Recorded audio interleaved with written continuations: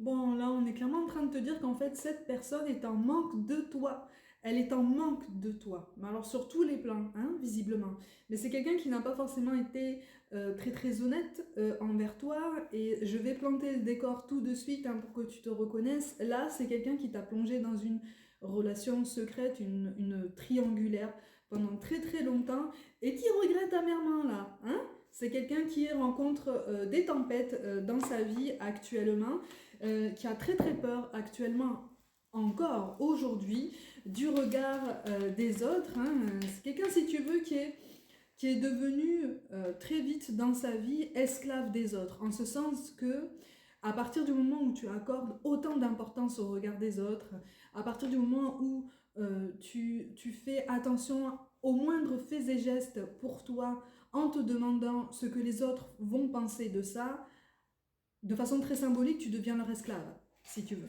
Et c'est quelqu'un qui a accepté ou qui a, très tôt dans sa vie, eu la sensation qu'en fait, c'était presque la seule solution pour être aimé, si tu veux.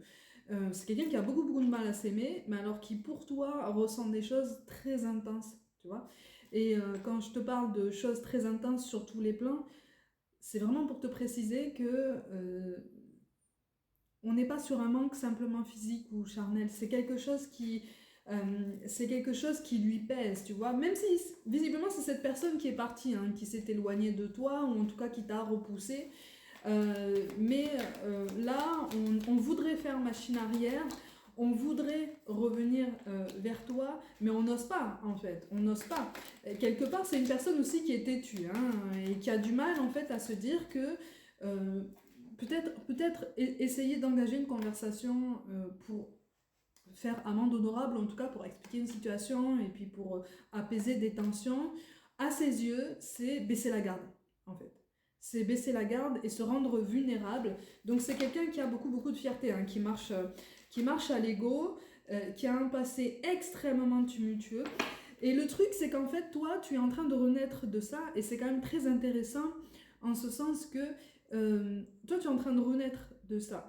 Tu as mis très très très longtemps à guérir de cette blessure parce que non seulement tu t'es senti trahi, mais tu t'es senti aussi rejeté et quelque part, ça a fait écho de façon très indirecte à une forme d'abandon en toi, une forme d'abandon qui était déjà en toi, si tu veux. Euh, tu lui avais donné beaucoup hein, à cette personne, mais là, ça fait 6 mois. Ça fait 6 mois là que tu as enclenché, pour les plus précoces, ça fait 6 mois que tu as vraiment enclenché de façon concrète une renaissance, une guérison, un rebond, euh, quelque chose qui te transcende en fait. Pour certains d'entre vous, tu as même opéré un changement assez radical au niveau professionnel, ou en tout cas tu as entamé les démarches en ce sens si tu veux. Donc tu es en train de changer de vie puisque tu changes de ton état d'esprit, tu changes ta façon de te percevoir aussi dans ta vie et tu travailles aussi ton estime de toi. Donc au fur et à mesure que tu avances dans ta vie, tu arrives à te sentir légitime de te dire OK, j'ai vécu ça mais je mérite beaucoup mieux en fait. J'ai toujours mérité beaucoup mieux et je suis en train de comprendre mes schémas répétitifs, je suis en train de comprendre les cercles de pensée en fait qui me tiraient vers le bas. Donc maintenant, j'avance. Là, on a une personne en face de toi qui s'est éloignée de toi, qui t'avait plongé dans une triangulaire, c'est très particulier, et qui est à la fois dans les regrets et les remords, d'accord? Donc, qui regrette potentiellement ce que il ou elle t'a fait subir, et qui regrette aussi certains actes manqués, si tu veux, par rapport à toi. C'est quelqu'un qui se dit ah j'aurais dû prendre mon courage à deux mains, j'aurais dû prendre cette décision dont il ou elle me parlait, j'aurais dû faire ça, ça aurait été beaucoup mieux pour moi. C'est quelqu'un qui est terriblement triste. Alors attention, là je ne t'encourage pas à le prendre en pitié, c'est toi qui vois après, hein, c'est toi qui vois, mais de toute façon de ce qui ressort ici, tu n'as pas envie de le prendre en pitié. Tu n'as absolument pas envie de le ou la considérer de cette façon. Mais c'est quelqu'un qui te regarde, en fait. C'est quelqu'un qui te regarde. C'est quelqu'un qui, d'une façon ou d'une autre, est en train d'observer ton évolution et qui regrette de ne pas en faire partie, qui regrette de ne pas être dans la même énergie que toi, si tu veux. C'est quelqu'un qui te perçoit comme quelqu'un d'extrêmement résilient ou résiliente, et qui ne se sent pas les épaules, si tu veux. On dirait comme un...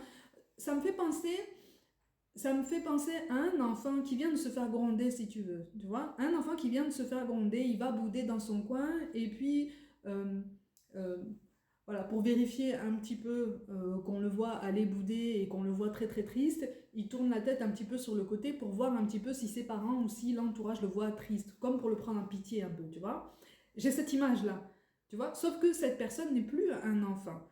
Mais dans sa façon d'aborder sa relation avec toi par le passé, il ou elle s'est comporté comme un enfant, tu vois. Et toi, tu es sur cette nouvelle dynamique de renaissance. Tu as longtemps été en colère contre cette personne, tu lui as longtemps reproché énormément de choses, mais de ton côté, puisque visiblement c'est quelqu'un qui t'a peut-être bloqué ou qui, de toute façon, qui s'est fermé à tout dialogue. Hein. Qui s'est fermé à tout dialogue, et ben oui, c'est toujours plus facile hein, quand on prend la fuite comme ça.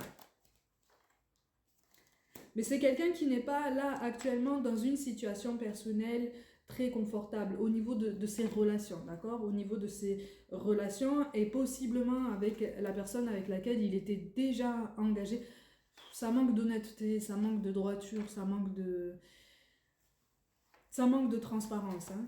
Mais toi, tu commences à gagner en clairvoyance par rapport à tout ça. Et visiblement, tu commences à sentir que certaines choses sont en train de changer aussi. Tu commences à sentir aussi que ta renaissance et ta transformation sont en train de changer au niveau de ton lien énergétique par rapport à cette personne. Tu vois ce que je veux dire? Quand quelque chose n'est pas terminé ou quand tu as la sensation que quelque chose n'est pas terminé au niveau karmique avec quelqu'un, de toute façon, tu le ressens. C'est quelque chose de très subtil. C'est quelque chose qui demande de se connaître et d'apprendre à reconnaître ses propres émotions, des émotions des autres. C'est quelque chose qui prend du temps. C'est un processus individuel, interne, introspectif qui prend énormément de temps. Mais toi, tu as été clairement chamboulé. Mais on me parle vraiment de quelqu'un qui est dans le regret. Alors, peut-être que c'est toi hein, qui est parti et qui était déjà engagé avec quelqu'un et qui regrette amèrement la personne qui occupe tes pensées. Peut-être que c'est l'inverse, hein, que c'est toi qui as été rejeté par cette personne qui a préféré repartir en fait vers une solution de facilité. Mais finalement, c'est une personne qui se rend compte que son choix ne l'a pas mené à autant de facilité qu'il ou elle espérait, si tu veux. Et oui, et oui. Sauf que voilà, c'est quelqu'un qui a l'impression qu'en fait, il a encore raté quelque chose, il a encore raté sa chance. On a cette notion de répétition qui se met en place pour cette personne, si tu veux, dans son état d'esprit. Et c'est comme si... là, on a une personne, si tu veux, c'est très particulier parce que elle est comme à bout de souffle. Elle a envie de te contacter, elle a envie de te dire ce qu'elle pense, elle a envie de te dire ce qui se passe dans sa vie, dans sa tête et aussi par rapport à toi. Mais en même temps, tout se bouscule en fait. Et donc ça se bouscule tellement qu'en fait, ça reste ici. Tu vois, ça reste ici. Et donc, quand je te dis que ça reste ici, ça veut dire que ben, finalement, on ne dit rien. Tu vois, on reste muet. On n'appelle pas, on n'écrit pas, on ne communique pas. Pareil, on est très soucieux, on est encore très soucieux du regard des autres. Et toi, il ou elle te voit évoluer. Il ou elle te voit de plus en plus déterminé à rayonner davantage dans ta vie d'une autre façon. C'est quelqu'un qui commence à se dire « Ah, mais finalement, il ou elle a emprunté un autre chemin et j'en fais pas partie, en fait. J'en fais pas partie. » Pour moi, là, vous vous êtes déjà croisés, si tu veux. Vous vous êtes déjà croisés et tu as peut-être été assez fermé quand vous êtes croisés. Vous vous êtes pas forcément parlé, hein, mais tu as peut-être été assez fermé. En tout cas, c'est son ressenti. C'est quelqu'un qui est persuadé par ce que tu lui as fait ressentir, hein, que tu ne veux plus de lui ou d'elle dans sa vie, ni même de la moindre discussion, ni même du moindre échange, si tu veux. Et comme je te dis, on dirait un enfant abandonné. On dirait... ton attitude, sans vouloir te faire culpabiliser, parce que ça n'est pas du tout mon propos, hein, d'accord? Ton attitude, dans son ressenti à lui ou à elle, l'a ramené à un sentiment d'abandon, possiblement un abandon qu'il ou elle a vécu dans son enfance, si tu veux. Donc tu l'as replacé encore plus dans son inconfort émotionnel pour le pousser à se regarder en face, en fait.